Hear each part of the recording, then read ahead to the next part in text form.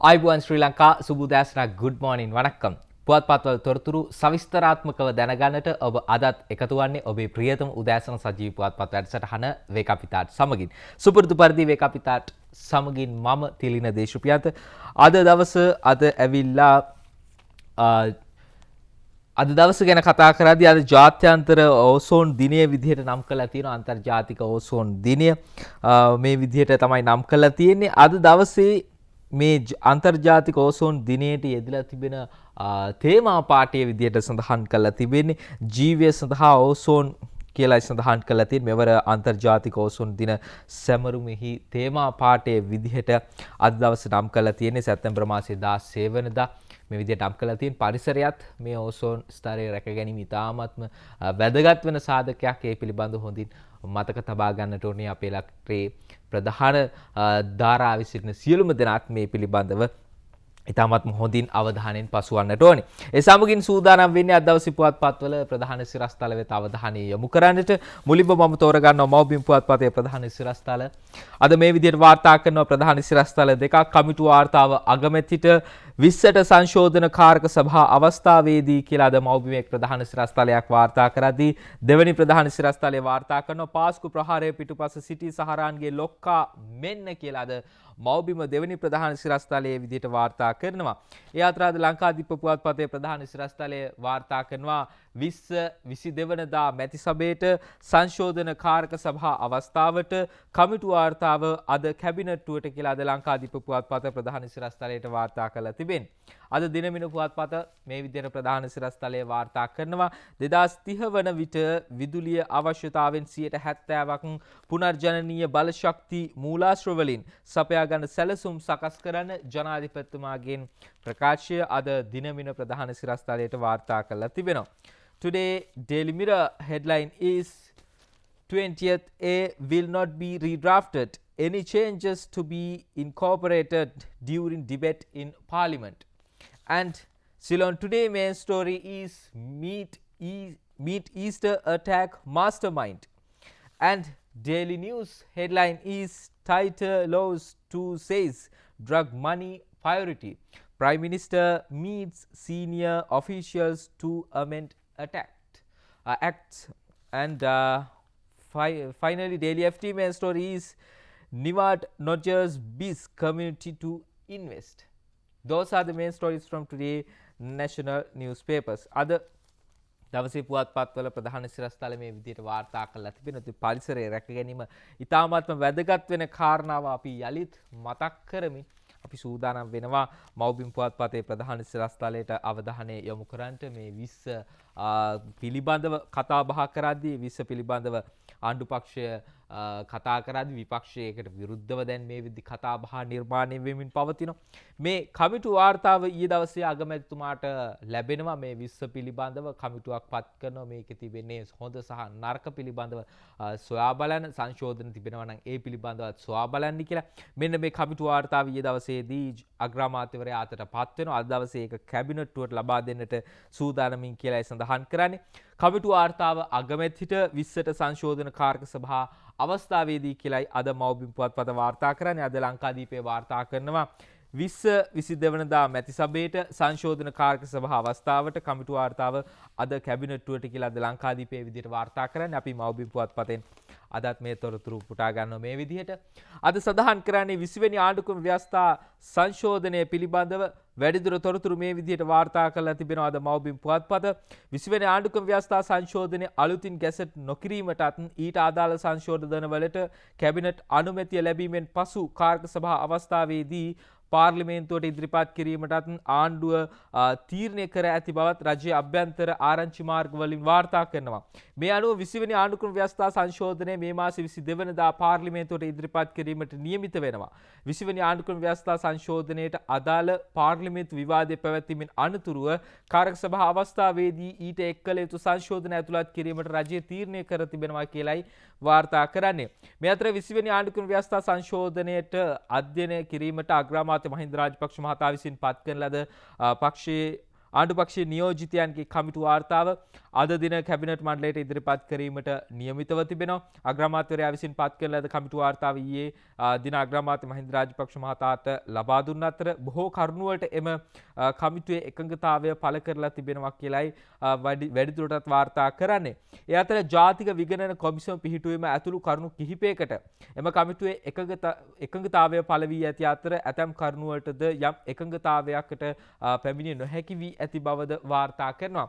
කෙසේ නමුත් එම කමිටුවෙන් ඉදිරිපත් කරන ලද සංශෝධන පාර්ලිමේන්තු කාර්ක සභා අවස්ථාවේදී ඉදිරිපත් කිරීමට රජය තීරණය කර ඇති නිසා මේ දක්වා එකඟ වීමට බැරි වුණු ඇතැම් කරුණු සම්බන්ධයෙන් තවදුරටත් සාකච්ඡා කර එකඟතාවක් ඇති කර ගැනීම කෙරෙහි රජයේ අවධානය මේ වෙද්දී යොමු වෙලා තිබෙනවා කියලායි වාර්තා කරන්නේ. 19 වෙනි ආණ්ඩුක්‍රම ව්‍යවස්ථා සංශෝධනයේ අඩුපාඩු හේතුවෙන් අස්ථාවර වූ රට යලි ශක්තිමත්ව ගොඩනැගීම සඳහා ජනතාව විසින් අපේක්ෂා කරන ලද කාරණා සපුරාලන පරිදි මේ 20 වෙනි ආණ්ඩුක්‍රම ව්‍යවස්ථා සංශෝධනය ඉදිරිපත් කිරීමට කටයුතු කරන බව රජයේ අභ්‍යන්තර ආරංචි මාර්ග වැඩිදුරටත් සඳහන් කරලා තිබෙනවා කියලාද මව්බිම් පුවත්පත වාර්තා කරන මේ 20 පිළිබඳව තමයි මේ ඊයේ දවසේ 20 සොයන්නට 20 තිබෙන ගැටලු සොයන්නට නව සංශෝධන පිළිබඳව සොයන්නට පත් කරපු මේ කමිටු වාර්තාව අග්‍රාමාත්‍යවරයා වෙත ලබා දෙමින් සඳහන් කළා තිබෙනවා. මේ 20 පිළිබඳව සඳහන් කරාදී අද මව්බිම් පුවත්පතේ මේ 20ට විරෝධය දක්වන සමගි ජන බලවේගයේ පාර්ලිමේන්තු මන්ත්‍රී එරාන් මහතාගේ ප්‍රකාශයකුත් අද වාර්තා කරනවා මව්බිම් පුවත්පත. ඔහු සඳහන් කරන 20 වෙනි සංශෝධනයේ විගණනයේ ස්වාධීනත්වය අහෝසි කරලා තිබෙනවා කියලා ඔහු කියන්නේ. අද ඇතුල් පිටුවෙන් මම තෝරගන්නවා මේ පිළිබඳව වාර්තාව. සත්‍ය වසන් කරලා ආර්ථිකය සංවර්ධනය කරාගෙන යන්න බෑ. 20 වෙනි ආණ්ඩුක්‍රම ව්‍යවස්ථාව හරහා විගණකාධිපතිවරයා ජනාධිපතිවරයා පත් කරන රාජ්‍ය සේවකයෙකු බවට පත් වෙනවා. විගණන කොමිසම තුල තිබුණු ස්වාධීනත්වයත් අහෝසි වෙනවා. රාජ්‍ය ආයතන සමාගම් ගණනාවක් විගණනෙන් ඉවත් කරනවා. ජනතාවගේ බදු මුදල් වලින් යැපෙන ජනපති අගමැති කාර්යාලයත් ඉන් ඉවත් කර තිබෙනවා. හදිසි පනත් ගේන්න පුළුවන් වෙන්න 20 වෙනි සංශෝධනයෙන් අවස්ථාව ලබා ගන්න රජය කටයුතු කරනවා. පුරවැසියන්ට තීන්දුව තීරණ ගැන ප්‍රශ්න කරන්න තිබෙන අවස්ථාවත් මේ අනුව අහිමි වෙලා තිබෙනවා කියලායි සමගි ජන බලවේගයේ පාර්ලිමේන්තු මන්ත්‍රී එරාන් වික්‍රමරත්න මහතා සඳහන් කළා තිබෙන්නේ. වැඩිදුරටත් මේ විදියට සඳහන් කළා තියෙන 1948න් පසු විශාලම ආර්ථික පසුබැස්ම මේ වසරේ බලා ගන්න පුළුවන් කියලායි එරාන් වික්‍රමරත්න පාර්ලිමේන්තු මන්ත්‍රීතුමා වැඩිදුරටත් සඳහන් කළා තිබෙන. කෙසේ වෙතත් මේ ජාතික විගණන කොමිසම පිහිටුවීම ඇතුළු කරුණු කිහිපයකටද අර අගමැතිතුමා පත් කරපු කමිටුව ඔවුන්ගේ ඒ එකඟතාවය පළ කරලා තිබෙනවා කියලා අපි කලින් වාර්තාවේ සඳහන් කරා. කොහොම වුණත් මේ 20 තිබෙන බොහෝ කරුණු දැන් මේ වෙද්දී බොහෝ දෙනෙකු පෙන්වන්නට පටන් අරන් තිබෙනවා. අද දිනමිනු පුවත්පත දෙස අවධානය යොමු කරද්දී අද දිනමිනු පුවත්පතේ මුල් පිටුවේ වාර්තා කරනවා මේ 20ට එරෙහි වෙන කට්ටියක් පිළිබඳව. අද සමගි ජන බලවේගයේ නායක ඒ වගේම විපක්ෂ නායක සජිත් ප්‍රේමදාස මහතාත් මේ 20ට එරෙහිවීම පිළිබඳව අද වාර්තා සඳහන් කරනවා. අද දිනමින මුල් පිටුවෙන් වාර්තා කරනවා 20ට සහාය දෙන ඕනෑම පාර්ශවයක් සමග ගනුදෙනු නවත්වනවා කියලායි විපක්ෂ නායකතුමා සඳහන් කරන්නේ. ඔහු සඳහන් කරන්නේ මුදල් කොට්ටි ඉදිරියේ 20 වෙනි ව්‍යවස්ථා සංශෝධනයට සහාය දීමට කටයුතු කරන ඕනෑම පාර්ශවයක් සමග ඇති දේශපාලන ගනුදෙනු නවතා දමන බව විපක්ෂ නායක සජිත් ප්‍රේමදාස මහතා ඊයේ කොළඹ නවනගර ශාලාවේදී වැඩිදුරටත් අවධාරණයෙන් ප්‍රකාශ කළා තිබෙනවා කියලා ඔහු සඳහන් කරනවා. ඔහු කියන්නේ වැඩිදුරටත් මේ 19 රැකගැනීමේ ජාතික ව්‍යාපාර සංවිධානය කළ සම්මන්ත්‍රණ මාලාවේ පළමු සම්මන්ත්‍රණයට සහභාගී වෙමින් තමයි විපක්ෂ නායකවරයා මේ බව අවධාරණය කරන්නේ. ඔහු කියන්නේ දැනටම සමගි ජන බලවේගයේ ඇතුළු සිවිල් ප්‍රජාව 20 වෙනි සංශෝධනයට එරෙහිවගත් ක්‍රියාමාර්ග නිසා 20 වෙනි සංශෝධනයේ භාගයක් ආණ්ඩුවට හකුලාගෙන තිබෙනවා කියලා ඔහු කියනවා. බහුතරය තියෙනවා කියන කණ්ඩායම අපි දනගස්සලා තිබෙනවා. සමහර 20 දිනවන්න කොන්ත්‍රාත් බාරගත් අය ආණ්ඩුවේ ඉන්නවා. මම විශ්වාස කරනවා සමගි ජන බලවේගයේ කිසිවෙක් මුදල් සූට්කේස් වලට යට වෙලා මේ මුදල් සූට්කේස් වලට යට වෙලා එහෙම කටයුතු නොකරන බවයි කියලා සඳහන් කරනවා. යම් අයෙක් එහෙම තීරණයක් ගත්තොත් ඒ අය සමග අපි කිසිම දේශපාලන ගනුදෙනුවක් කරන්නේ නැහැ කියලා මේ සමගි ජන බලවේගයේ නායක විපක්ෂ නායක සජිත් ප්‍රේමදාස මහතා සඳහන් කරනවා. මේ 20ට එරෙහිව ඔහු ඒ විදිහට සඳහන් කරනවා. ඔහු ඒ විදිහට සඳහන් කරද්දී ජනතා විමුක්ති පෙරමුණේ ප්‍රචාරක ලේකම් පාර්ලිමේන්තු මන්ත්‍රී විජිත හේරත් මහතාත් මේ පිළිබඳව අදහස් දක්වනවා. අද දිනමිනු පුවත්පත වාර්තා කරනවා. ඔහු කියන්නේ 20 ක්‍රියාත්මක වුවහොත් රට තුල අර්බුද ඇති වෙනවා කියලා ඔහුත් සඳහන් කරනවා. ඔහු කියන්නේ 20 වෙනි සංශෝධනයේ ක්‍රියාත්මක වුවහොත් ජේ.ආර්. ජයවර්ධන ආණ්ඩුක්‍රම ව්‍යවස්ථාව හේතුවෙන් පත් වූ තත්ත්වයට වඩා දරුණු තත්ත්වයකට රටපත් වන බව ජනතා විමුක්ති පෙරමුණේ ප්‍රචාරක ලේකම් විජිත හේරත් මහතා සඳහන් කරනවා. වැඩිදුරටත් සඳහන් කරන්නේ මෙහි අවසානයේ ඒකාධිපති පාලනයක් වන අතර ජේ.ආර්. ජයවර්ධනගෙන ආණ්ඩුක්‍රම ව්‍යවස්ථාවේ තිබුණු කාරණා පවා 20 වෙනි සංශෝධනයෙන් ඉවත් කර ඇති බවත් හදිසි පනත දින 7කට අඩු කිරීම වැනි අලුතින් එකතු කර ඇති කාරණා නිසා ඉදිරියේ විශාල ගැටලු ඇතිවන්නට පුළුවන් කියලායි විජිත හේරත් පාර්ලිමේන්තු මන්ත්‍රීතුමා මේ පිළිබඳව අදහස් දක්වමින් සඳහන් කළ තිබෙනේ. අනුව තමයි මේ 20 පිළිබඳව පක්ෂ විපක්ෂ දේශපාලඥයින්ගේ අදහස් අද පුවත්පත් වාර්තා කළා තිබෙන. අද සෑම පුවත්පතක් මේ සම්බන්ධයෙන් තොරතුරු ගෙන ඇවිත් තිබෙනවා. අද ලංකාදීප පුවත්පතත් වාර්තා කරනවා ප්‍රධාන සිරස්තලයේ විදියට 20-22 වෙනිදා මැති සභාවට සංශෝධන කාර්ක සභාව අවස්ථාවට කමිටු වාර්තාව අද කැබිනට්ටුවට කියලා මේ ලංකාදීප පුවත්පතේ ප්‍රධාන සිරස්තලයේ මේ විදිහට ගෙනින්නේ. මේ 20 පිළිබඳව තමයි මේ විදිහට දැන් කතා බහ කරන්නේ. ඉතින් 20 තිබෙන හොඳ කාරණා, ඒ වගේම 19 තියෙන හොඳ කාරණාත් ඉදිරියට රැගෙන 20 ඉදිරියට ගේන්නට තමයි රජය කටයුතු කරමින් සිටින්නේ. ඒ අතරතුර මේ වත්මන් 20 තිබෙන අඩුපාඩු පිළිබඳවත් විපක්ෂය පෙන්වල දෙන කරුණුත් එක්ක දැන් යම් තීන්දුව ගන්නට ආණ්ඩු පක්ෂය දැන් සූදානම් සිටිනවා. ඒ පිළිබඳව තමයි දැන් මේ 20 පිළිබඳව අධ්‍යයනය කරන්නට පත් කරපු කමිටු වාර්තාවත් ඒ අධ්‍යයනය කිරීමෙන් අනතුරු මේ තිබෙන සංශෝධන පිළිබඳවත් ඔවුන් දැනුවත් කරලා තිබෙන්නේ ඒ අනුව. ඉන් අනතුරු මම අවධානය යොමු කරන්නට සූදානම් වෙන්නේ මව්බිම් පුවත්පතේ දෙවෙනි ප්‍රධාන සිරස්තලය වෙත. අද මව්බිම් දෙවෙනි ප්‍රධාන සිරස්තලයේ වාර්තා කරනවා පාස්කු ප්‍රහාරය පිටුපස සිටි සහරන්ගේ ලොක්කා මෙන්න කියලා අද ඡායාරූපයක් සමගින් වාර්තා කරලා තියෙන. බලන්න ඔබට හුරු පුරුදු මුහුණක්ද කියලා. මොහු මීට පෙර අත්අඩංගුවට ගත්තු කෙනෙකු නවුෆ් මෞලවි. ඔබට මතක ඇති කවුද මේ කියලා. අද වාර්තා කරනවා මෙත්මලි දිසානායක මේ විදිහට අද මව්බිම් පුවත්පතට වාර්තා කරලා තිබෙන්නේ. ජාතික තවහිද් ජමාත් සංවිධානයේ න්‍යායාචාර්ය සහ 2019 වසරේ සිදු වූ පාස්කු ඉරදෙන ත්‍රස්ත ප්‍රහාරයේ මහා මොලකරු ලෙස හඳුනාගෙන ඇති නවුෆ් මෞලවි නැමැත්තා අපරාධ පරීක්ෂණ දෙපාර්තමේන්තුව විසින් ඊයේ දින පාස්කු ප්‍රහාරය පිළිබඳව සොයාබලන විමර්ශනය කරන ජනාධිපති කොමිෂන් සභාවට අනුයුක්ත පොලිස් ඒකකයේ හමුවට කැඳවාගෙන ලබනවා. ඒ ඔහුගේ ත්‍රස්ත ප්‍රහාරය පිළිබඳව ප්‍රකාශයක් ලබා ගන්නා ලෙස කොමිෂන් ලබාවෙන ලද උපදෙස් වලට අනුවයි. උදෑසන 9:30ට පමණ පොලිස් ඒකකයේ හමුවට පැමිණි නවුෆ් මෞලවිගෙන් පැය 6කට ආසන්න කාලයක් තිස්සේ අදාළ ප්‍රකාශ සටහන් කරගෙන තිබෙනවා. මේ වසරේ ජූලි මාසයේ 28 වෙනි දින කොමිසම හමුවේ සාක්ෂි ලබා දුන් හිටපු රාජ්‍ය බුද්ධි ප්‍රධානී ජ්‍යෙෂ්ඨ නියෝජ්‍ය පොලිස්පති නිලන්ත ජයවර්ධන මහතා පවසා සිටිය පාස්කු ඉරදෙන ත්‍රස්ත ප්‍රහාරයේ මහා මොලකරු වන්නේ සහරන් හෂිම් නොව ඔහුගේ ගුරුවරයා වූ මේ නවුෆ් මෞලවි බවයි. ජාතික තවහිද් ජමාත් සංවිධානයේ නිර්මාතෘවරයාද සහරන් හෂිම් නෙවෙයි. ඒ ඔහුගේ ගුරුවරයා ලෙස කටයුතු කළ නවුෆ් නවලිමි නම් තැමැත්තයි. ඔහු කටාර් රාජ්‍යයේ වසර 19 තිස්සේ ජීවත් වූ අයෙක්. ඔහු විවිධ ජාත්‍යන්තර සංවිධාන සමග සමතා තිබූ බව හෙළිදරව් වී තිබෙනවා කියලා ජයවර්ධන මහතා සඳහන් කරනවා. ඒ අනුව නවුෆ් මෞලවි අත්අඩංගුවට ගැන්වේ පාස්කු ඉරදෙන ත්‍රස්ත ප්‍රහාරයෙන් පසුව අපරාධ පරීක්ෂණ දෙපාර්තමේන්තුව විසින් ඔහු මේ වන තෙක් අපරාධ පරීක්ෂණ දෙපාර්තමේන්තුව භාරයේ පසු වනවා කියලායි සඳහන් කරන්නේ. දැන් මේ සංවිධානයේ නායකයා කියලා කලින් සඳහන් කරගෙන හිටියේ මේ ප්‍රහාරයෙන් මියගිය පුද්ගලයා සහරන් හෂිම් කියලායි සඳහන් කරගෙන හිටියේ. හැබැයි ඔහු නෙවෙයි ඔහුගේ ගුරුවරයා වෙන මේ නවුෆ් මෞලවි කියලායි දැන් වැඩිදුරටත් ඔවුන් සනාථ කරගෙන තියෙන. අපි බලමු ඉදිරියේදී මේ සම්බන්ධයෙන් පළවෙනි වාර්තාව මොන වගේ වේවිද කියලා. ඒ අතරතුර අද මෙත්මලි දිසානායක වැඩිදුරටත් වාර්තා කරනවා මව්බිම් පුවත්පතට තවත් වාර්තාවක්. ඒ තවහිද් ජමාත් ප්‍රහාරය ගැන බුද්ධි වාර්තාව මට ලැබුණේ අප්‍රේල් 8 වෙනිදා.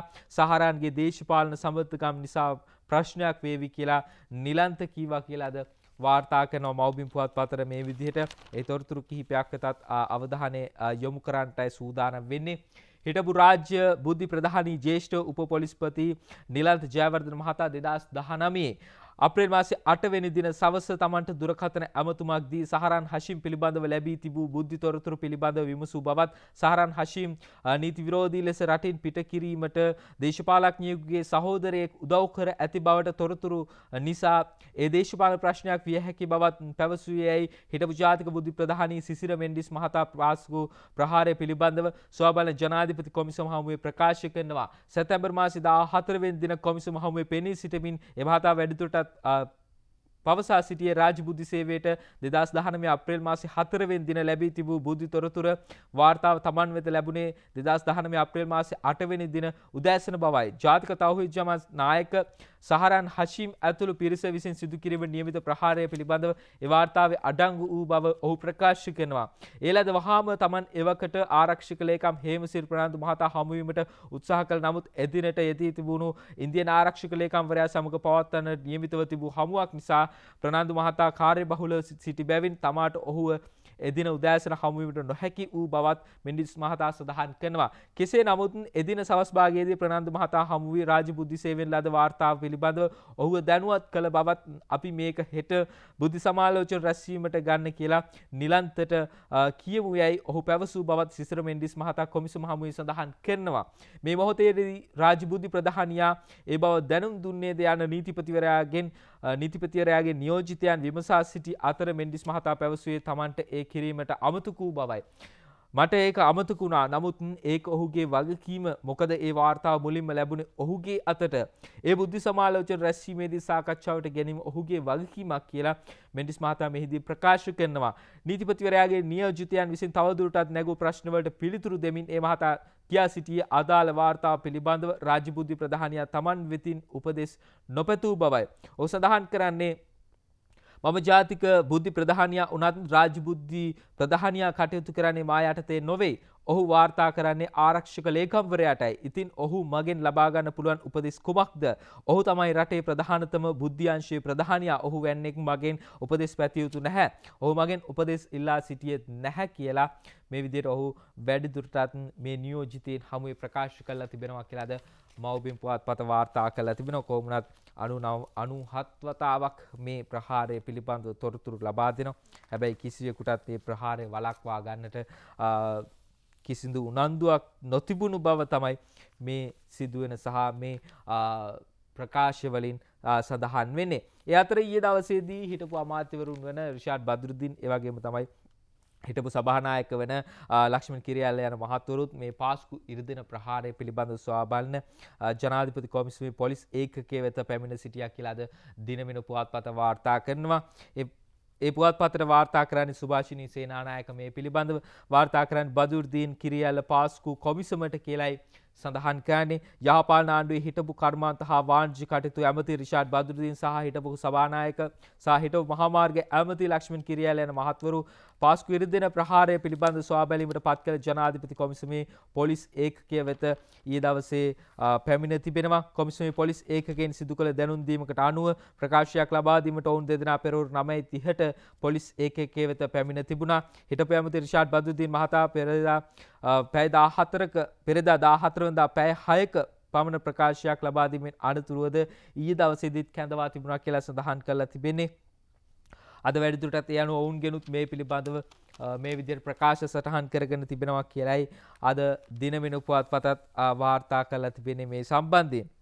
ඒ අතරතුර මේ පාස්කු ප්‍රහාරය පිළිබඳව කතා බහ කරද්දී අද රාජ්‍ය බුද්ධි සේවයේ හිටපු අධ්‍යක්ෂ නිලන්ත ජයවර්ධන මහතා ප්‍රකාශ කරන කාරණාව අද දිනමින පුවත්පතත් වාර්තා කරනවා. අද දිනමිනේ වාර්තා කරන්නේ මේ පිළිබඳව පාස්කු ඉරිදා ප්‍රහාරය ගැන තොරතුරු 17-18 පොලිස්පතිට යවුවේ නැහැ කියලා ඔහු සඳහන් කරන රාජ්‍ය බුද්ධි සේවයේ හිටපු අධ්‍යක්ෂය නිලන්ත ජයවර්ධන කියයි කියලා අද දිනමින පුවත්පත වාර්තා කරලා තිබෙන්නේ. අද දිනමිනේ මේ විදියට සඳහන් කළා තියෙන ඉන්දියා මහා කොමසාරිස් කාර්යාලයට සහ කතෝලික පල්ලිවලට ප්‍රහාරයක් එල්ලවිය හැකි බවට 2019 අප්‍රේල් මාසේ 4 වෙනිදා සහ 5 වෙනිදා ලිඛිතව විදේශ බුද්ධි අංශකින් ලැබුණු තොරතුර Taman 17 වෙනිදා සහ 18 වෙනිදා කියන යන දිනයන්හිදී පොලිස්පතිවරයාට යොමු කළ වාර්තාවලට ඇතුළු නොකළ බව රාජ්‍ය බුද්ධි සේවයේ හිටපු අධ්‍යක්ෂ නිලන්ත ජයවර්ධන මහතා ඊයේ දවසේ පාස්කු ප්‍රහාරය පිළිබඳව විමර්ශනය කරන ජනාධිපති විමර්ශක කොමිසම හමුවේ 23 වෙනි දිනට සාක්ෂි ලබා දෙමින්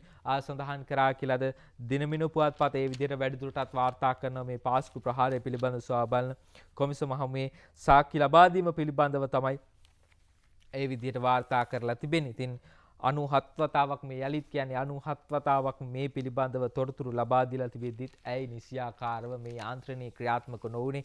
අහිංසක මිනිසුන්ගේ ජීවිත 300කට ආසන්න පිරිසක් නැති වුණා. ඒ වගේම බොහෝ දෙනෙකු මේ හේතුවෙන් ආබාධවට ලක් වුණා, පූර්ණාබාධවට ලක් වුණා. තවමත් ඔවුන්ගේ ඒ ජීවිත වල තිබෙන දුක්ඛිතභාවය තවමත් එහෙමමයි. ඉතින් මේ දේවල් එක්ක මේ අදාළ පුද්ගලයින්ට ඒ නිසි දඬුවම් ලැබෙනවාද?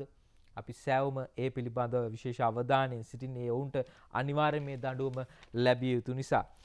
ඉන් අනතුරුව අවධානය යොමු කරන්න සූදානම් වෙන්නේ ඊයේ දවසේදී සහ පෙරේදා දවසේදී වෙන්ම කොළඹ මේ රථවාහන වලට විශේෂයෙන්ම නව මන්තිරු නීතිය යළි ක්‍රියාත්මක වීම පිළිබඳව සඳහන් කරා. දැන් මේ රථවාහන නීතිය මාර්ග නීතිය පිළිබඳව සඳහන් කරද්දී වම්පස තීරුව බස් රථවලට කලින් වෙන් කළා තිබ්බා. බස් රථ ප්‍රමුඛතා මන්තිරුව විදිහට නම් කළා තිබ්බා.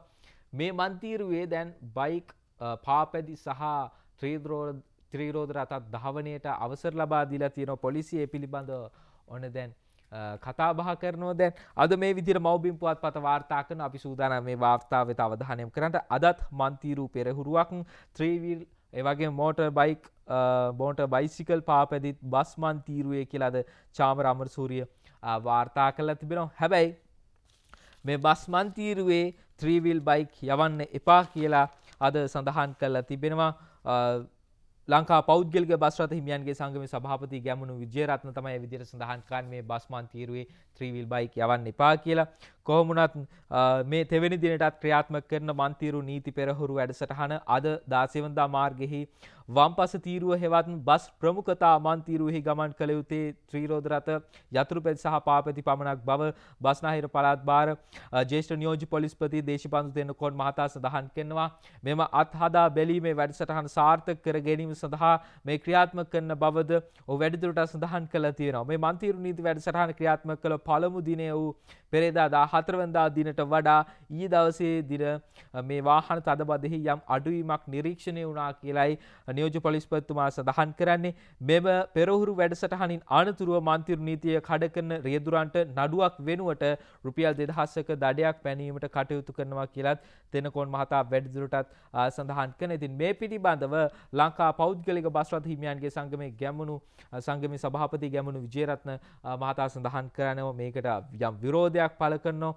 ඔවුන් කියන්නේ මෙම නීතිය ක්‍රියාත්මක කිරීමට රථවාහන පොලිසිය ගෙන තිබෙන තීරණය හමුවේ ඊට විරෝධය පළ කරමින් වෘත්තීය සමිති ක්‍රියාමාර්ගයකට හෝ අධිකරණ ක්‍රියාමාර්ගයකට යොමු වන බව විජේරත්න මහතා සඳහන් කරනවා. බස්නාහිර පළාත තුළ මගී බස් ධාවනය කිරීම සඳහා වෙන් කර තිබෙන ප්‍රමුඛතා මන්තිරුව තුළ යතුරුපැදි හා ත්‍රිරෝද රථ ධාවනය කිරීමෙන් අනතුරු වැඩි විය හැකි බව එවැනි අනතුරක් වුවහොත් පොලිසිය වායේ වගකීම් බාරගත යුතු බවද විජේරත්න මහතා වැඩිදුරටත් සඳහන් කරනවා කියලාද ශ්‍රීරාන් රණසිංහ වාර්තා කළා තිබෙනවා. මේ මන්තිරු නීතිය පිළිබඳව අනෙකුත් පුවත්පත් නම් වාර්තා කරන්නේ මන්තිරු නීතිය සාර්ථකයි රථවාහන පොලිසිය කියයි කියලා අද ලංකාදීපය සඳහන් කරනවා. ඒ අතර අද සමන්මලේ ප්‍රියශාන්ති දිනමිනු පුවත්පතට වාර්තා කරනවා මන්තිරු නීතිය යතුරුපැදි පාපැදි ත්‍රිරෝද රථවලටත් අදාළයි කියලයි අද සමන්මලේ ප්‍රියශාන්ති දිනමිනු පුවත්පතට වාර්තා කරන්නේ. කොහොමනත් මුල් දවසට වැඩිය ඊයේ දවසේදී යම් කිසි ආකාරයක මේ රථවාහන තදබදේ යම් කිසි සීමාවක් සහ යම් කිසි ලිහිල්භාවයක් තිබුණා කියලා ඊයේ දවසේ බොහෝ දෙනෙකු සඳහන් කළා තිබුණා. ඉන් අනතුරුව අවධානය යොමු කරනවා ඊයේ දවසේ ජනාධිපතිතුමන් දැක්වූ අදහස් කිහිපයක් වෙත. මේ ශ්‍රී ලංකාව ලෝ ප්‍රධානතම නාවික කේන්ද්‍රස්ථානයක් කළ හැකි කියලා ජනාධිපතිතුමා සඳහන් කරනවා. අද මව්බිම් පුවත්පතට අවධානය යොමු කරන්නේ. අද පහන් විජේසේකර මේ සම්බන්ධයෙන් වාර්තා කරනවා. අද වැඩිදුරටත් ජනාධිපතිතුමා සඳහන් කරන්නේ 14000ක් ප්‍රවාහනය කළ හැකි ලෝ විශාලතම නෞකා ආකර්ෂණය කර ගැනීමට ඉවහල් වන අයුරින් මෙරට වරාය පහසුකම් සංවර්ධනය කළ යුතු බවත් පිහිටීම ප්‍රයෝජනයට ගෙන ශ්‍රී ලංකාව ලෝ ප්‍රධානතම නාවික කේන්ද්‍රස්ථානයක් බවට පත් කළ හැකි බවත් ජනාධිපති ගෝඨාභය රාජපක්ෂ මහතා සඳහන් කරනවා.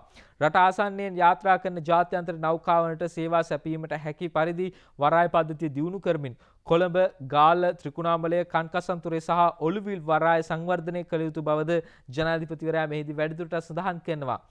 ජනාධිපතිතුමා වැඩිදුරටත් සඳහන් කරන්නේ කොළඹ වරාය නැගෙනහිර සහ බටහිර පර්යන්ත සංවර්ධනය වේගවත් කළ යුතු අතර ප්‍රතිනැව්ගත කිරීම හැසිරීමේ ධාරිතාව ගුදම් පහසුකම් හා භාණ්ඩ අංගන සැපයුම් පහසුකම් අන්තර්ජාතික ප්‍රමිතියට වැඩි දියුණු කිරීම කෙරෙහි මේදී විශේෂයෙන්ම අවධානයට ලක් කරනවා. විදේශ වෙළඳපොළ ඉලක්ක කරගනිමින් අපනයන සඳහා නැව් සහ බෝට්ටු නඩත්තුව අලුත් වැඩියාව හා නිෂ්පාදනය පුළුල් කිරීම ප්‍රධාන වරාය කේන්ද්‍ර කරගනිමින් නාවික කාර්ය මණ්ඩල හුවමාරුව සඳහා අවශ්‍ය පහසුකම් පුළුල් කිරීමේ අවශ්‍යතාවයද ජනාධිපතිවරයා විසින් එහිදී පෙන්වලා දීලා තිබෙනවා කියලාද මව්බිම් පුවත්පත මේ විදිහට වාර්තා කරලා තිබෙනවා. ඒ අතර මන් දිනවෙන පුවත්පතේ ප්‍රධාන සිරස්තලයටත් අවධානය යොමු කරන ජනාධිපතිතුමාගේම ප්‍රකාශයක් ජනාධිපතිතුමා මේදී සඳහන් කළා තියෙන්නේ 2030 දී 2030 වන විට විදුලි අවශ්‍යතාවෙන් 70%ක් පුනර්ජනනීය බලශක්ති මූලාශ්‍ර වලින් සපයා ගන්න සැලසුම් සකස් කරන්න කියලා ජනාධිපතිතුමා සඳහන් කරන අදාළ බලධාරීන්ට ජනාධිපතිතුමා සඳහන් කළ වසර 2030 වන විට රටේ සමස්ත විදුලි අවශ්‍යතාවෙන් 70%ක් පුනර්ජනනීය බලශක්ති මූලාශ්‍ර මගින් උත්පාදනයට සැලසුම් සකස් කළ යුතු බව ජනාධිපතිතුමා මේදී සඳහන් කරනවා. සූර්ය බල සුළං හා ජල විදුලි ජනන ව්‍යාපෘති සංවර්ධන රාජ්‍ය අමාත්‍යාංශයේ ඉදිරි සැලසුම් පිළිබඳව ජනාධිපති කාර්යාලයේදී පහුගිය 14 වෙනිදා පැවති රැස්වීමේදී තමයි ජනාධිපතිවරයා මේ බව සඳහන් කරන්නේ. අනාගත පරපුරට ප්‍රතිඵල භුක්ති විඳීමට හැකි තිරසර සංවර්ධනයකට මඟ පාදුණු පිණිස හැකිතාක් දුරට පුනර්ජනනීය බලශක්ති ප්‍රභවයන් භාවිතා කළ යුතු බව ජනාධිපතිවරයා මෙහිදී පෙන්වා දෙනවා. ටෙන්ඩර් පටිපාටියෙන් තෝරා ගන්නා සියලු ව්‍යාපෘති තෙමසකදී ආරම්භ නොකළහොත් නිකුත් කළ බලපත්‍ර අවලංගු කළ යුතු බවද ජනාධිපතිවරයා මෙහිදී පෙන්වලා දෙනවා. ව්‍යාපෘතියකට අනුමත දීමේ බලය ඇති ආයතන ශක්්‍යතා වාර්තා සකස් කර තබා ගත යුතු බවත් අනුමැතිය කඩිනමින් ප්‍රධානය කළ යුතුයයිද ජනාධිපතිවරයා සඳහන් කරනවා. යම් ව්‍යාපෘතියකට අනුමැතිය ඉල්ලූ විට දින 14කදී ඊට පිළිතුරක් නොදුන්නොත් එය අනුමත වූවක් ලෙස සැලකීම උචිත බව ජනාධිපතිවරයා මේදී වැඩිදුරටත් පෙන්වලා දෙනවා. පුනර්ජනනීය බලශක්ති ප්‍රවර්ධනයට ආණ්ඩුව ඉහළ ප්‍රමුඛත්වයක් දී තිබෙන බවත් ඊට අවශ්‍ය සහාය දෙන ලෙස සියලු ආයතන වෙත චක්‍රලේඛයක් නිකුත් කරන්නයි ජනාධිපතිවරයා විසින් ජනාධිපති ලේකම්වරයාටද මෙහිදී උපදෙස් ලබා දීලා තිබෙනවා කියලාද දිනමින පුවත්පත වාර්තා කරලා තිබෙනවා. ඒ වගේම තවත් වාර්තාවක් වෙත අවධානය දිනමින පුවත්පතේ අද දිනමින පුවත්පතේ වත්මන් රජය ගන්න තීන්දුව තීරණ කිහිපයක් පිළිබඳව වාර්තා කරනවා. මේ ඩොලර් මිලියන 300ක් වැය කර අනුරපුර නව ඖෂධ ආයෝජන කලාපයක් ඉදි කරන්නට සූදානමක් පිළිබඳව රාජ්‍ය අමාත්‍ය මහාචාර්ය චන්න ජයසුමන මහතා සඳහන් කරනවා. අද දිනමිනට සන්ධ්‍යා කරුණාරත්න වාර්තා කරන්නේ අනුරාධපුර ඔයාමඩුව ප්‍රදේශයේ අක්කර 100ක නව ඖෂධ ආයෝජන කලාපයක් ඇමරිකානු ඩොලර් මිලියන 300ක් වැය කරමින් ස්ථාපිත කිරීමට ඖෂධ නිෂ්පාදනය සැපීම හා නියාමන රාජ්‍ය අමාත්‍යාංශය මේ වෙදි තීරණය කළා තිබෙනවා කියලායි රාජ්‍ය අමාත්‍යතුමා සඳහන් කරලා තිබෙන්නේ. ඒ වගේම මේ විදේශී ගමන් බලපත්‍ර මුද්‍රණය රජයේ මුද්‍රණාලයෙන් කරන සූදානමක් පිළිබඳවත් අද ධනුෂ්ක ගොඩකුඹුර වාර්තා කරනවා. මෙතෙක් කල පිටරටවලට මුද්‍රණය කෙරුණු මෙරට විදේශී ගමන් බලපත්‍ර රජයේ මුද්‍රණ දෙපාර්තමේන්තුවේ මුද්‍රණය කිරීම කෙරෙහි මේ විදි රජයේ අවධානය යොමු වෙලා තිබෙනවා. රජයේ මුද්‍රණ ආයතනයේ නවීන උපකරණ මිලදී ගැනීම මගින් එක් විදේශී ගමන් බලපත්‍රයක් රුපියල් 375ත් 400ත් අතර මිලකට මුද්‍රණය කළ හැකි බව මේ වෙදී අනාවරණය කරගෙන තිබෙනවා කියලායි සඳහන් කරන්නේ.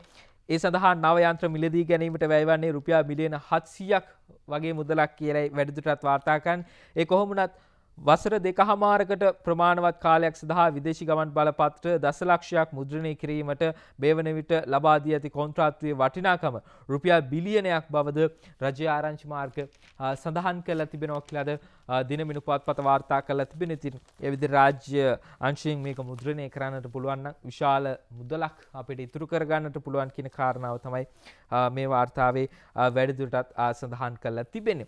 ඒ අතර මම සූදානම් වෙනවා අද ඡායාරූප වාර්තා කිහිපයක් පළ කරනවා දිනමින සහ ලංකාදීප පුවත්පත. අපි දිනමින පුවත්පතෙන් ආරම්භ කරමු ඡායාරූප වාර්තාවන් බලන්නට.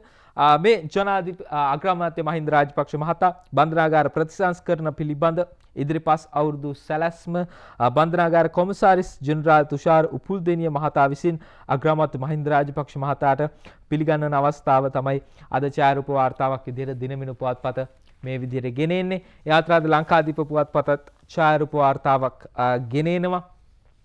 මේ බෞද්ධ සාහිත්‍ය උළෙලේ සම්මාන ප්‍රදානයට එක්වෙමින් අග්‍රාමාත්‍ය මහින්ද රාජපක්ෂ මහතා අද මේ විදිහට වාර්තා කරන සමස්ත ලංකා බෞද්ධ මහා සම්මේලන බුද්ධ ශාසන අමාත්‍යාංශය සමග එක්ව 14 වෙනි වරටත් සංවිධානය කළ බෞද්ධ සාහිත්‍ය උත්සවයේ අග්‍රාමාත්‍ය මහින්ද රාජපක්ෂ මහතාගේ ප්‍රධානත්වයෙන් එම සම්මේලන ශාලාවේදී ඊයේ පස්වරුවේදී පැවැත්වෙනවා.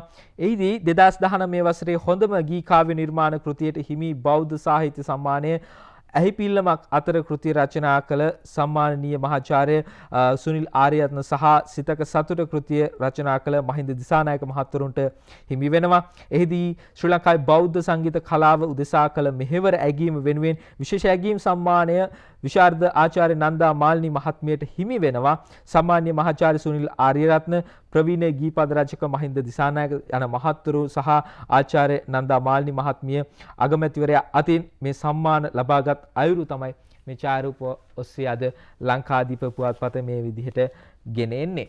ඒ අතර අගමැතිතුමා ප්‍රකාශ කරන කරුණක් අද දිනමිනු පුවත්පතේ වාර්තා කරන අනුසිරස්තලයක් විදිහට අග්‍රාමාත්‍ය මහින්ද රාජපක්ෂ මහතා සඳහන් කරන්නේ මද්ද්‍රව්‍ය ජාවාරමුන්ගේ නීති විරෝධී වත්කම් රාජසන්තක කරනවා කියලා අග්‍රාමාත්‍ය මහින්ද රාජපක්ෂ මහතා සඳහන් කරන අද ධනුෂ්ක ගොඩකුඹුර වාර්තා කරන දිනමිනු පුවත්පතට අත්අඩංගුවට ගන්නා මද්ද්‍රව්‍ය ජාවාරම්කරුවන් විසින් නීති විරෝධීව උපයා ගන්නා ලද මුදල් රථවාහන ඉඩම් නිවාස ගොඩනැගිලි යනාදී දේපොළ හා මුදල් රජයේ භාරයට ගැනීම සම්බන්ධයෙන් දැනට පවතින ප්‍රතිපාදනය යටතේ කටයුතු කිරීමටත් අදාළ නීති ඉදිරියේදී කඩිනමින් සංශෝධනය කිරීමටත් අග්‍රාමාත්‍ය මහින්ද රාජපක්ෂ මහතාගේ ප්‍රධානත්වයෙන් අරලියගහ මන්දිරයේදී පහුගිය 14 වෙනිදා පැවති සාකච්ඡාවකදී මේ පිළිබඳව තීරණය කරා කියලා සඳහන් කරනවා.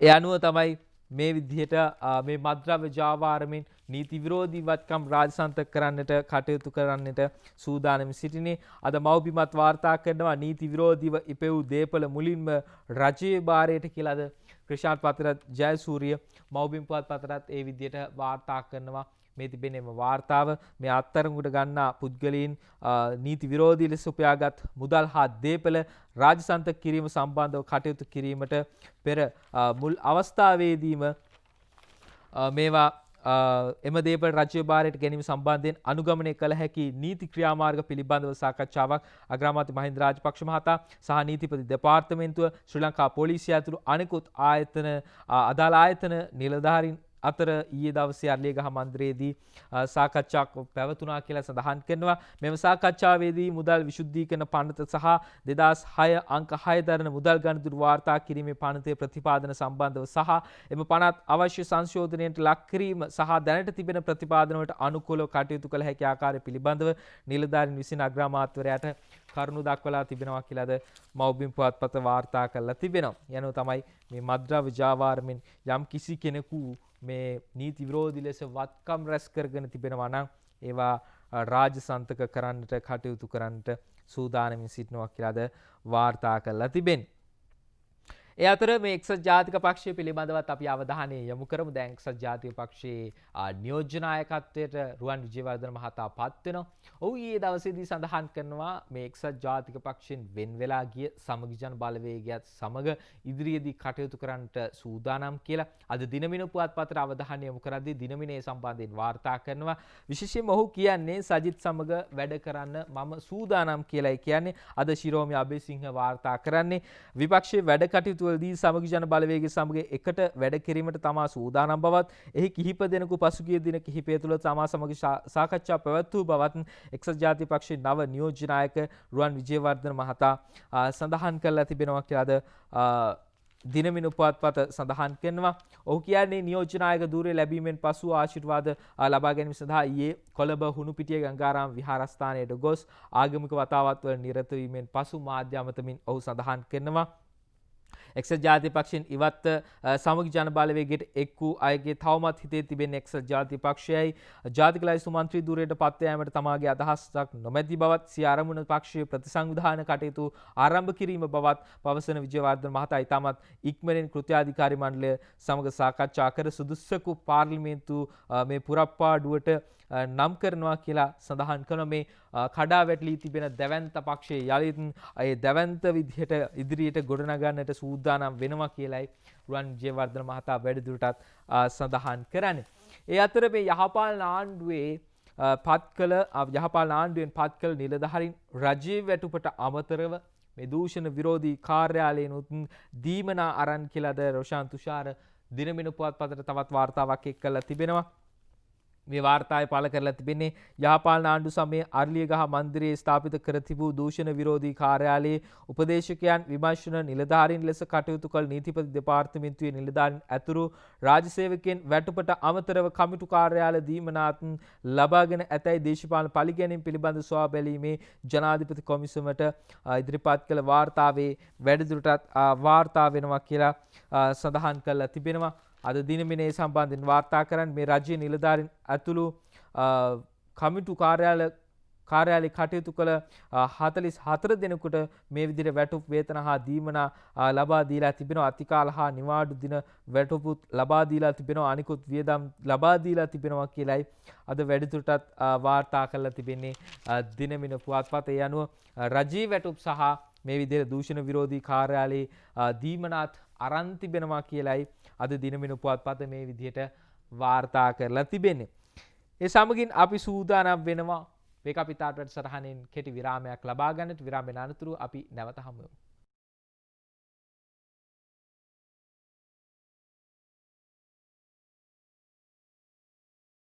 ඔබ නැවතත් එකතු වන්නේ ඔබේ ප්‍රියතම උදෑසන සජීවී පුවත්පත් වැඩසටහන වේක අපි තාට සමගින්. විරාමයට කලින් මම දිනමින පුවත්පතේ මේ එක්සත් ජාතික පක්ෂයේ වගේම යහපාලන ආණ්ඩුව පිළිබඳව කතා බහ කරේ. මේ වාර්තාව වෙත අවධානය යොමු කරද්දී මෙහි දිගුවක් අද තිබෙනවා. විශේෂයෙන්ම එක්සත් ජාතික පක්ෂ නියෝජ්‍ය නායකත්වය පිළිබඳව පහුගිය දවස්වල පුද්ගලයන් 8 දෙනෙකු මේ නායකත්වයට තරඟ වැදුණා කියලා අපි ඔබට සඳහන් කරා. කෙසේ වෙතත් අවසානයේදී නියෝජ්‍ය නායක තනතුර විතරයි තෝරාපත් කරගත්තේ. මේ නියෝජ්‍ය නායක කමට පත්වෙන පුද්ගලයා එජාපේ ඊළඟ නායකයා වේවිද? එතන බොහෝ දෙනෙකු බලාගෙන ඉන්න තැනක්. අද ඒ පිළිබඳව වජිර අබේවර්ධන මහතා මේ විදිහට සඳහන් කරන අද දිනමින වාර්තා කරන්නේ මේ පිළිබඳව. ඔහු කියන්නේ එජාප නියෝජ්‍ය නායකයා හැම විටම පක්ෂ නායකයා විය යුතු නැහැ කියලා ඔහු සඳහන් කරනවා. අද වජිර අබේවර්ධන කියයි කියලායි අද සඳහන් කරන්නේ. අද වැඩිදුරටත් සඳහන් කරද්දී එක්සත් ජාතික පක්ෂ නායකයා තෝරන අවස්ථාවේදී තමා ඒ සඳහා ඉදිරිපත් වන බවත් ඒ සඳහා වැඩ කටයුතු දිගටම කරගෙන යන බවත් හෙඩෝ පාර්ලිමේන්තු මන්ත්‍රී වජිර අබේවර්ධන මහතා සඳහන් කරනවා. පක්ෂ නායකයා වෙනම ඡන්දයකින් තෝරාපත් කරගත යුතු බවත් පක්ෂ ව්‍යවස්ථාවේ සඳහන් වන බවත් නියෝජ්‍ය නායකයා සෑම අවස්ථාවෙම පක්ෂ නායකයා විය යුතු බවට නියමයක් නොමැති බවත් පවසූ අබේවර්ධන මහතා හිටපු නියෝජ්‍ය නායකයන් බහුතරයක් පක්ෂයෙන් පැන ගොස් ඇති බවත් සඳහන් කරනවා. බෙදීමකින් තොරව සියලු දෙනා එකමුතුව තනතුරු සඳහා පත් කරගත යුතු බවට තමා කෘත්‍යාධිකාරී මණ්ඩලයේදී යෝජනා කළ නමුදු සමහර අයගේ අදහස් නිසා නියෝජ්‍ය නායකයා තෝරාපත් කර ගැනීමට ඡන්දයක් විමසීමට සිදු වූ බවත් වජිර අබේවර්ධන මහතා සඳහන් කරනවා කියලාද දිනමින පුවත්පත වාර්තා කරන. ඔය විදිහට තමයි මේ එක්සත් ජාතික පක්ෂයේ නායකත්වය සහ නියෝජ්‍ය නායකත්වය පිළිබඳව මේ දී කතා බහ නිර්මාණය වෙලා තිබෙන්නේ. ඉනාරතුරු මම අවධානය යොමු කරන මව්බිම් පුවත්පතට. අද මව්බිම් පුවත්පතේ මේ විදිහට වාර්තාවක් MC පෙරේරා ගෙන ඇවිත් තිබෙනවා. ඒ විශේෂඥ වෛද්‍යවරියගේ නම විකුණා මුදල් ගසා කෑ මෙහෙකාරිය දැලේ කියලා අද මව්බිමට වාර්තා කරන්නේ. ලෝක සෞඛ්‍ය සංවිධානයේ අග්නිදිග ආසියාතික කලාපීය කාර්යාලයේ නවදිල්ලියේ සේවය කරන විශේෂඥ වෛද්‍ය අනෝමා ජයතිලක මහත්මිය නමින් පෙනී සිට ඇය දන්නා හඳුනන අයගෙන් වසර 7ක කාලයක සිට රුපියල් ලක්ෂ ගණනාවක මුදල් වංචනික ලෙස ගත් කාන්තාවක් සහ පිරිමි පුද්ගලයෙක් පහුගිය 14 වනදා අත්අඩංගුවට ගත් බව දෙහිවල පොලිසිය සඳහන් කරනවා. එම සැකකරුවන් සමග විශේෂඥ වෛද්‍යවරියගේ නිවසේ තිබී සොරාගත් දුරකථන අංක සඳහන් පොතක් හා සැකකරුවන් පැමිණි ත්‍රිරෝද රථයේද පොලිස් භාරයට ගෙන තිබෙනවා.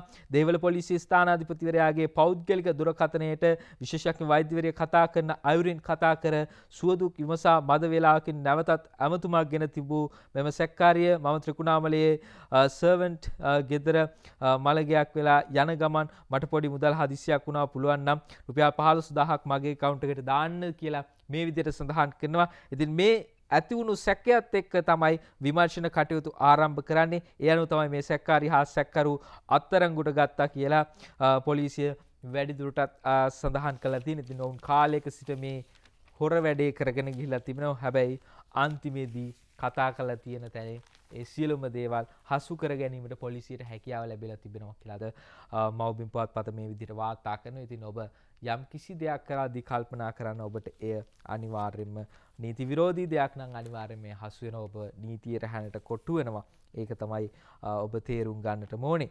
ඒ අතර මම සූදානම් වෙනවා මේ මව්බිම් පුවත්පතේ තවත් වාර්තාවක් වෙත අවධානය යොමු කරන්න. පහුගිය දවස්වලත් කතා බහ කරුණා මේ පිළිබඳව. අද යලිත් කතා බහක් නිර්මාණය වෙනවා. ඒ පොල්වල මිල දැන් කොහොමද අද පුවත්පත් වාර්තා කරනවා. අද ලංකාදීපයත් වාර්තා කරනවා, මව්බිමත් වාර්තා කරනවා. පොල්වල මිල රුපියල් 100 දක්වා ඉහළ ගොස් තිබෙනවා කියලයි වාර්තා කරන්නේ. අද ශිරාන් රණසිංහ වැඩිදුරටත් වාර්තා කරනවා මේ විදිහට කොළඹ ඇතුළු ප්‍රධාන නගරවල පොල් ගෙඩියක මිල රුපියල් 100 දක්වා ඉහළ ගොස් තිබෙනවා. මෙලෙස පොල් ගෙඩියක මිල ඉහළ යාම සම්බන්ධයෙන් පොල් සංවර්ධන මණ්ඩලයේ සභාපති ජයන්ත වික්‍රමසිංහ මහතාගෙන් කළ විමසුමකදී ඒ මහතා සඳහන් කරන්නේ පොල් ඇසන මෙම කාලයේදී යම් අඩුවීමක් පෙන්වන නිසා යම් මිල ඉහළ යෑමක් දක්නට ලැබෙනවා කියලා ඔහු සඳහන් කරනවා. නමුත් පොල් සංවර්ධන මණ්ඩලයෙන් හා කෘෂිකර්ම මධ්‍යස්ථාන වලින් පොල් ගෙඩියක් රුපියල් 60ට 70කට මිලකට මිලදී ගන්නට පුළුවන් කියලා සභාපතිවරයා සඳහන් කළා තියෙනවා. පොල් මිල ඉහළ යාම පාලනය කිරීම සඳහා සහතික මිලක් සටහන් කිරීමට තවමත් අවශ්‍යතාවයක් පැන නගී නැති බවද පොල් සංවර්ධනයේ සභාපතිවරයා සඳහන් කරනවා. කෙසේ වෙතත් මේ වන විට බොහෝ ප්‍රදේශවල පොල් ගෙඩියක මිල රුපියල් 70, 80, 90 සහ 100 ආදී ඉහළ මිල ගණන් යටතේ අලෙවි කරනවා කියලා අද මව්බිම් පුවත්පත වාර්තා කරනවා. ඉතින් පොඩ්ඩක් සොයලා බලන්නට ඕනේ පාලන මිල මේ වෙද්දී අවශ්‍ය වෙනවද නැත්නම් මේක පාලනය කර ගැනීමට අපහසු වේද? ඒ සියලු තීන්දුවත් අරගෙනම තීන්දුව ගන්නට ඕනේ. ඉන් අනතුරු අවධානය යොමු කරනවා ලංකාදීප පුවත්පත වෙත. දැන් විශ්ව පිළිබඳව කතා බහ කරද්දී ඔබට මතක ඇති දේශපාලන වේදිකාවේ කතා බහ කරා මේ පළාත් සභා පිළිබඳව තීන්දුවක් ගන්නට ඕනේ කියලා. ආණ්ඩු පක්ෂයේ මන්ත්‍රීවරු සඳහන් කරා, විපක්ෂයේ මන්ත්‍රීවරු සඳහන් කරා. විවිධ විද්වතුනුත් මේ පිළිබඳව අදහස් විමසා සිටියා. ජනාධිපතිතුමාත් යම් කිසි ආකාරයේ තොරතුරු සඳහන් කරා. විශේෂයෙන්ම ජනාධිපතිතුමා එක් අවස්ථාවකදී සඳහන් කරා මේ කොවිඩ් මර්ධන ක්‍රියාවලියේදී ඒ බලතල පළාත් පාලන ආයතන වලට ලබා දී තිබුණා නම් යම් කිසි ආකාරයක මේ පාලනය කරගැනීමේ ප්‍රශ්නයක් මතුණා කියලා. මධ්‍යම රජය සතුව මේ බලය තිබුණු නිසාවෙන් මේක හොඳින් පාලනය කරගන්නට හැකියුණා කියලා ජනාධිපතිතුමා සඳහන් කරා. මේ අද ඉතිහාසය වෙනස් කරන වාර්තාවක් අද ලංකාදීප පුවත්පත වාර්තා කරනවා. මේ පළාත් සභා අහෝසි කරන්නට ඕනේ කියලා ප්‍රාදේශීය සභාවකින් යෝජනාවක් ස්ථිරවීම, ඒකමතිකවම ස්ථිරවීම පිළිබඳවද ලංකාදීප පුවත්පත වාර්තා කරනවා. ඒ පළාත් සභා අහෝසි කර පළාත් 9ට ඇමතිවරු 9 දෙනෙකු පත් කරන්න කියලා වලල්ලාවිට යෝජනාව සම්මත වෙලා තිබෙනවා කියලයි අද විශ්ව ගැමුණු ප්‍රියංකර වාර්තා කරන්නේ ලංකාදීප පුවත්පත. රට සෑම පුවත්පතක්ම වාර්තා කරනවා මේ ලංකාදීපයේ වාර්තාව. රටට ජනතාවටත් මහත් බරක් වී ඇති පළාත් සභා ක්‍රමය අහෝසි කර පළාත් සභා 9 සඳහා පළාත් ඇමතිවරු 9 දෙනෙකු නම් කරන්නයි වලල්ලාවිට ප්‍රාදේශීය සභා මන්ත්‍රී නාලක තරංග සමරවීර මහතා ගෙන ආ යෝජනාව ඡන්ද 21කින් ඊයේ දවසේ සම්මත වෙලා තිබෙනවා කියලා සඳහන් කරන එම යෝජනාවට පක්ෂව ඡන්ද 21ක් ලැබුණු අතර විපක්ෂව කිසිදු ඡන්දයක් ලැබුණේ නැහැ කියලායි සඳහන් කරන්නේ. එක්සත් ජනතා නිදහස් සන්ධානයේ මන්ත්‍රී සමිත ලක්මාල් ගුණරත්න ඡන්දය දීමෙන් වැළකී සිටි අතර ඡන්දය විමසන අවස්ථාවේ ශ්‍රී ලංකා පොදු ජන පෙරමුණේ මන්ත්‍රී සංජීව කළුගලාරච්චි මහතා සභාවේ සිටියේ නැහැ කියලා සඳහන් කරනවා. පොදු ජන පෙරමුණ ඉන්දික සුවන්දාරච්චි සහ චතුරගයන් යන මන්ත්‍රීවරු ඊයේ පැවති සභා රැස්වීමට සහභාගී නොවුණා කියලා අද වැඩිදුරටත් වාර්තා කළා තියෙනවා. යනුව වලල්ලාවිට ප්‍රාදේශීය සභාවේ මුළු මන්ත්‍රී ආසන ගන්න 25යි. ඉන් පාලක පක්ෂය වන පොදු ජන පෙරමුණ මන්ත්‍රී ආසන 14ක්, එක්සත් ජාතික පක්ෂයට මන්ත්‍රී ආසන 6ක්, එක්සත් ජනතා නිදහස් සන්ධානයට මන්ත්‍රී ආසන 3ක්, ජනතා විමුක්ති පෙරමුණට සහ එක්සත් ජාතික නිදහස් පෙරමුණට එක් මන්ත්‍රී ආසනයේ බැගින්ද හිමි වෙලා තිබෙනවා. ඒ අනුව ඡන්ද 21කින් මේ යෝජනාව සම්මත වෙලා තිබෙනවා කියලයි වාර්තා කරන්නේ. මන්ත්‍රී නාලක තරංග සමරවික්‍රම මහතා මේ යෝජනාව සභාවට ඉදිරිපත් කරනවා. වත්මන් පළාත් සභා ක්‍රමය වර්තමානයේ වන විට කිසිදු ජනවාර්ගික ගැටලුවකට හෝ වෙනත් යම් මහජන සේවාවක් සඳහා ප්‍රයෝජනවත් ආයතනයක් වශයෙන් ක්‍රියාත්මක වන්නේ නැහැ. මෙම පළාත් සභා ක්‍රමය අද වන විට ජාතික ආර්ථිකයට දැරිය නොහැකි වැය බරක් බවට පත්ව තිබෙනවා. පවතින පළාත් සභා ක්‍රමය පිළිබඳව සමස්ත රට තුළම දැවැන්ත විරෝධතාවක් තිබෙනවා. පළාත් සභා 9 සඳහා නව පළාත් සභා ඇමතිවරු 9ක් පත් කරන ලෙස යෝජනා කරනවා. යනු ගම්පහ කොළඹ කළුතර දිස්ත්‍රික්ක සම කමිටු සභාපතිවරුන් දිස්ත්‍රික්ක ඇමතිවරුන් ලෙස පත් කර පළාත් සභා ආයතන ප්‍රධානීන් එහි සභා සහායකයන් ලෙස පත් කර ප්‍රතිපාදන ඔවුන් හරහා ගමතුලට යොමු කිරීම කළ හැකි බව ඔහු සඳහන් කරනවා කියලාද ලංකාදීපේ වාර්තා කරන කොහොම වුණත් 13 වෙනි ව්‍යවස්ථාවෙන් අපට ලැබුණු දෙයක් තමයි මේ පළාත් සභා ක්‍රමය. ඉතින් පළාත් සභා ක්‍රමයත් එක්ක අපේ විශාල ගැටලු ප්‍රමාණයක් නිර්මාණය වෙනවා. ඉතින් ඒ ගැටලු වලට විසඳුම පළාත් සභා අවශ්‍ය කරලා ප්‍රාදේශීය සභා ශක්තිමත් කරමින් ඉදිරියට යෑමද පොඩ්ඩක් හිතලා බලන්නට ඕනේ. මේ වියදම් ඉතාමත්ම අඩු කරගන්නට ඕන නම් එවැනි දේවල් පොඩ්ඩක් අලුතින් හිතන්නට ඕනේ. ඒ අතර මේ ප්‍රාදේශීය සභා පිළිබඳව කතා බහ කරද්දී මේ ලංකාදීප පුවත්පතේ වාර්තාව ඒ බූරුවා ගැසූ ලග්ගල ප්‍රාදේශීය සභාපති ඇතුළු 8 දෙනෙකු අත්අඩංගුවට ගෙන තිබෙනවා කියලා අද ලංකාදීප පුවත්පත වාර්තා කරනවා. මුදලට සූදු ක්‍රීඩාවේ යෙදුණු ලග්ගල ප්‍රාදේශීය සභාවේ සභාපතිවරයා ඇතුළු 8 දෙනෙකු ලග්ගල පොලිසිය විසින් ඊයේ අලුයම 2:30ට පමණ අත්අඩංගුවට ගෙන තිබෙනවා කියලා පොලිසිය සඳහන් කරනවා. මෙසේ අත්අඩංගුවට ගෙන ඇත්තේ ලග්ගල ප්‍රාදේශීය සභාවේ සභාපති ඇතුළු පිරිසක් බවත් ඔවුන් සන්තකයේ තිබී රුපියල් 24,000කට වැඩි මුදල් ප්‍රමාණයක්ද පොලිස් භාරයකට ගත් බව ලග්ගල පොලිසිය ස්ථානාධිපති ප්‍රධාන පොලිස් පරීක්ෂක PBA රණවීර මහතා සඳහන් කරනවා. මේ අත්අඩංගුවට ගත් එක් පුද්ගලයෙකු සන්තකයේ තිබී හෙරොයින් ග්‍රෑම් 1 මිලිග්‍රෑම් 221ක ප්‍රමාණයක්ද සොයාගෙන තිබෙනවා කියලා පොලිසිය වැඩිදුරටත් සඳහන් කරලා තිබෙනවා. ඒ විදිහට තමයි ප්‍රාදේශීය සභාවේ ඒ සභාපති අත්අඩංගුවට ගෙන තිබෙනවා කියලා අද වාර්තා කරලා තිබෙන්නේ.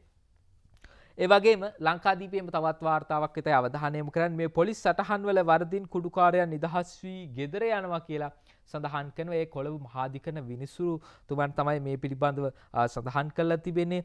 කොළඹ මහාධිකරණ විනිසුරු විකුම් කළුආරච්චි මහතා තමයි මේ පිළිබඳව සඳහන් කරන්නේ. මද්ද්‍රව්‍ය වැටලීම් කරන පොලිස් නිලධාරීන් සටහන් යෙදවීමේදී සිදු කරන දුර්වලතා හේතුවෙන් මහා පරිමාණ කුඩු ජාවාරම්කරුවන් නිදහස් ව යාම කනගාටුදායක තත්ත්වයක් යයි කුඩු ග්‍රෑම් 198ක් ළඟ තබාගෙන සිටියේදී මීට වසර 8කට පෙර පොලිස් විශේෂකාර්ය බලකායේ නිලධාරීන් විසින් කොළඹ පුරහල ප්‍රදේශයේදී අල්ලු කුඩු ජාවාරම්කරුවෙකු නිදහස් කරමින් කොළඹ මහාධිකරණ විනිසුරු විකුම් කළුආරච්චි මහතා සඳහන් කරලා තිබෙනවා කියලාද ලංකාදීප පුවත්පතේ විදියට වාර්තා කරලා තිබෙනවා. ඒ වගේම ලංකාදීපයට අද සුජිත් හේවාජුලිගේ ගෙනෙන තවත් වාර්තාවක් තිබෙනවා. ඒ ශ්‍රී ලංකන් එක ගිය වසරේ අවසන් මාස 9ේදී කෝටි 1500ක් පාඩු ලබලා තිබෙනවා කියලාද ලංකාදීප පුවත්පත වාර්තා කරනවා. මම සූදානම් ලංකාදීප පුවත්පතේ එම වාර්තාවට අවධානය යොමු කරන්නට.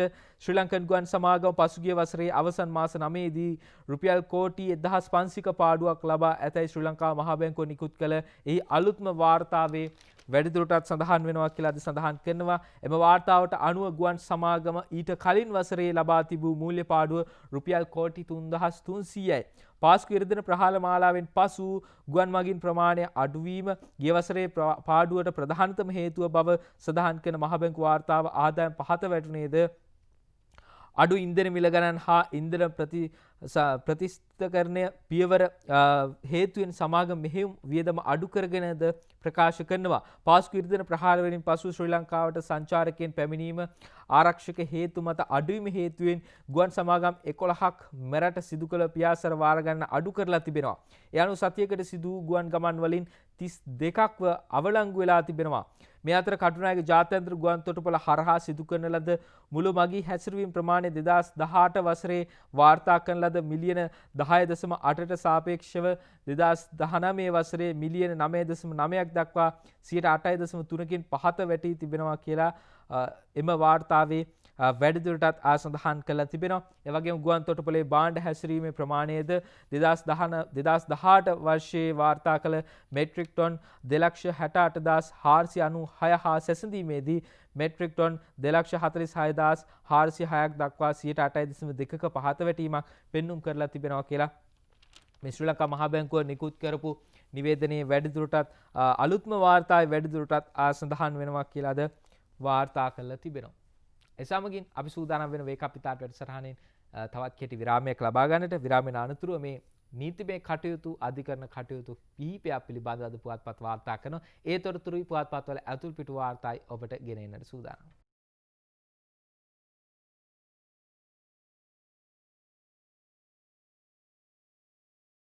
ඔබ යලිත් එකතු වන්නේ ඔබේ ප්‍රියතම උදෑසන සජීව පුවත්පත් වැඩසටහන වේක අපි තාත් සමගින්.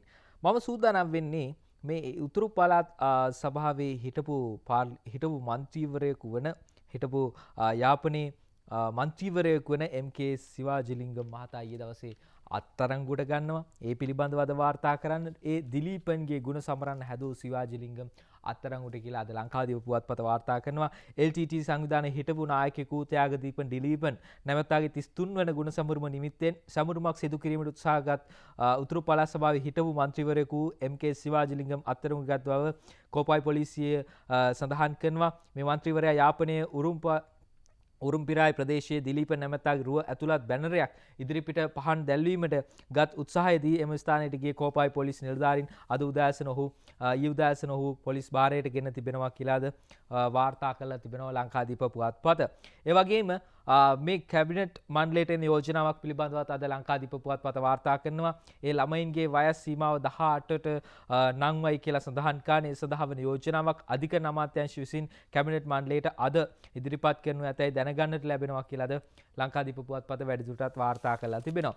ඒ අතර අද දිනමින පුවත්පත මුල් පිටුවෙන් වාර්තා කරනවා අපි අවධානයෙන් ඉන්න ඕනේ අපේ අසල්වැසි රාජ්‍ය පිළිබඳව. එම සඳහන් කරදී මේ අසල්වැසි රාජ්‍යයේ මන්ත්‍රීන් 25කට කොරෝනා රෝගී තත්ත්වය ආසාදනය වෙලා තිබෙනවා කියලාද දිනමින වාර්තා කරන මෝසම් වැසි සමයෙන් අනතුරුව ප්‍රථම වතාවට ඉන්දිය පාර්ලිමේන්තු සැසිවාරය ආරම්භ වූ අවස්ථාවේදී සිදු කළ පරීක්ෂා කිරීම වලදී මේ මන්ත්‍රීවරු 25 දෙනාට කොරෝනා ආසාදනය වෙලා තිබෙනවා කියලා අනාවරණය කරගන්නට හැකියාව ලැබුණා කියලයි අද මේ විදිහට දිනමින පුවත්පතට වාර්තා කරන්නේ බුද්ධි කරුණාරත්න. ඒ අතර අපේ රටට තිබෙන කොරෝනා අවදානම තවමත් තුරන් වෙලා නැහැ කියලා වසංගත රෝග විද්‍යා අධ්‍යක්ෂ සුදත් සමරවීර මහතා ඊයේ දවසේදී සඳහන් කරනවා. ඔහු සඳහන් කරන්නේ සෞඛ්‍ය ආරක්ෂිත ක්‍රම ඉදිරියටත් පවත්වා ගැනීමේ වැදගත්කම පිළිබඳව ඔහු වැඩිදුරටත් සඳහන් කරනවා. ඉතින් ඒ පිළිබඳව ඔබ අවධානයෙන් පසුවන්න කියලා අපි මතක් කරනවා. අපි දැන් සූදානම් මේ විදියට අවධානය යොමු කරන්නට මව්බිම ඇතුල් පිටු වාර්තා වෙත මේ ශ්‍රී ලංකා විදේශ සේවා නියුක්ති කාර්යාංශ සභාපති කමල් රත්වත්ත මහතා දක්වන අදහස් ඔහු සඳහන් කරන කොරෝනා පාලනය කර ඇති රටවල රැකියා පුරප්පාඩු සඳහා ශ්‍රී ලාංකිකයන් යැවීම ආරම්භ කළා තිබෙනවා කියලා ඔහු සඳහන් කරනවා. ඔහු මේ විදියට වැඩිදුරටත් වාර්තා සඳහන් කළා තිබෙන්නේ මේ සම්බන්ධයෙන්. ඉනානතුරු අවධානය යොමු කරනවා මේ විදිහට විශ්වමාලා සංශෝධනය ඇතුළු අධ්‍යාපන ප්‍රතිසංස්කරණ ක්‍රියාවට නැංවීම ජාතික වගකීමක් කියලා අධ්‍යාපන අමාත්‍ය මහාචාර්ය ජී.එල්. පීරිස් මහතා සඳහන් කරනවා. ඒ මහතා වැඩිදුරටත් ඒ විදිහට සඳහන් කරනවා. ඒ අතර ජනාධිපතිතුමා දක්වන අදහස් කිහිපයක් අද මේ විදිහට මව්බිම් වාර්තා කරනවා. රටේ විදුලි ඉල්ලුමෙන් 70%ක් පුනර්ජනනීය බල ශක්තියෙන් සැපීමට සැලසුම් කළ යුතුයි කියලා ජනාධිපතිතුමා සඳහන් කරනවා. මේ අවස්ථාවට බැසිල් රාජපක්ෂ මහතා එක්වීම සඳහන් කරන්නේ සූර්ය බල ශක්ති ව්‍යාපෘතිය අදාළ දිස්ත්‍රික්කයේ ව්‍යවසායකයන්ට පමණක් ලබා දිය යුතුයි කියලායි බැසිල් රාජපක්ෂ මහතා වැඩිදුරටත් සඳහන් කරලා තිබෙන්නේ. ඒ අතර අමාත්‍ය උදේ ගමන්පිල මහතා දක්වන අදහස් අද තිබෙනවා. ඔහු කියන්නේ ව්‍යවස්ථා සංශෝධන කෙටුම්පතක් සංශෝධනය කිරීමට එදා මෙදා තුර එකඟ වූයේ අප පමණයි.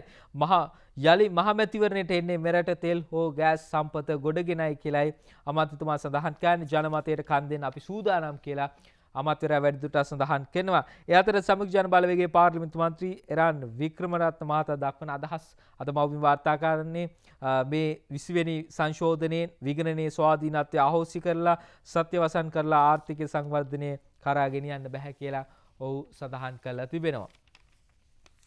මව්බිම තවත් ඇතුල් පිටු වාර්තා වෙත අවධානය යොමු කරද්දී අද මේ විදිහට සඳහන් කරනවා. සබරගම පළාත් සභාවේ සභාපති සහ පළාත් සභා මන්ත්‍රී සංසදීය සභාපති කංචන ජයරත්න මහතා සඳහන් කර ජනතාවට ඉතාමත්ම සමීප පරිපාලන ඒකකයේ පළාත් සභාවයි කියලා ඔහු සඳහන් කරනවා. විසිරුවා ඇති පළාත් සභා නොපමාව ස්ථාපිත කරන්න කියලා ඔහු කියන්නේ. පළාත් සභාව අවශ්‍ය කරනවා නම් ඊට විකල්පයකුත් තියෙන්න ඕනි කියලා ඔහු සඳහන් කරලා තිබෙනවා. මේ රෝහිණි කවිරත්න පාර්ලිමේන්තු මන්ත්‍රීතුමිය දක්වන අදහස් 20 වෙනි සංශෝධනය කියන්නේ මඩ බාල්දියක්. කැබිනට් මණ්ඩලයේ අලියා ගිල්ල දිවුලක් කරලා මැතිවරණ කොමිසමේ සභාපති පඹයෙක් වෙලා විගණන කොමිසම වහන්න ආණ්ඩුවට හේතුවක් තිබෙනවා කියලා ඇය සඳහන් කරලා තිබෙනවා. නානතුරු අද දවසේ ක්‍රීඩා තොරතුරු වෙතයි අවධානය යොමු කරන්නේ. මුලින්ම මව්බිම් පුවත්පතේ ක්‍රීඩා තොරතුරු මේ විදිහට තෝරගන්නවා. අද වාර්තා කරනවා මේ විදිහට අයාලේ යන පැසිපන්දුවට ක්‍රීඩා ඇමතිවරයා විසඳුම් සොයයි කියලා අද ශමිත දෙහිපිටිය මව්බිම් පුවත්පතට ක්‍රීඩා තොරතුරු වලින් වාර්තා කරනවා. ඒ වගේම අද ක්‍රීඩා තොරතුරු වලින් වාර්තා කරන රුවන්ට හා පියල්ට නව තනතුරු කියලා ශ්‍රී ලංකා අන්තර් ක්‍රීඩා සමාජ ක්‍රිකට් තරඟාවලියේ ප්‍රමුඛතම කණ්ඩායම් දෙකක් තම ප්‍රධාන පුහුණුකරුවන් සඳහා නව පත්වීම් ලබා දී ඇති බව වාර්තා වෙනවා කියලයි අද සඳහන් කරලා තිබෙන්නේ. දැන් සූදානම් වෙන්නේ අද දවසේ කාටුන් කිහිපයක් වෙත බලන්න. අද ලංකාදීප පුවත්පතේ 16ගේ කාටුන් එකට අවධානය. කවුද මේ බෙරේ ගහන්නේ? පොඩ්ඩක් බලන්න. මේ බෙරේ ගහන්නේ රවි කරුණානායක මහත්තයා වගේ තමයි අපිට පේන්නේ. අද බලන්නකො අර පැරණි කියමන නේද පේන්නේ. අද බෙරේ බැඳගෙන යා ගහනවා. අන්තිමේදී ගහපු බෙරේකුත් නැහැ. බෙරේ පළුවකුත් නැහැ කියලා තමයි අද මතක් කරන්නට ඉන්නේ. අද දෙපැත්තෙම පළු බිඳිලා තිබෙනවා, කැඩිලා ගිහිලා තිබෙනවා. අද 16ගේ කාටුන් එකෙන් ඒ විදිහට ගෙන එන්නේ. මේ 16 හපුවලානේගේ සුවාරිස් කාටුන් එක මෙන්න බලන්න. අද සුවාරිස් හැබැයි හොරෙන් හැංගිලා බලාගෙන ඉන්නේ. අද දංගෙඩි දෙකක් තියෙනවා.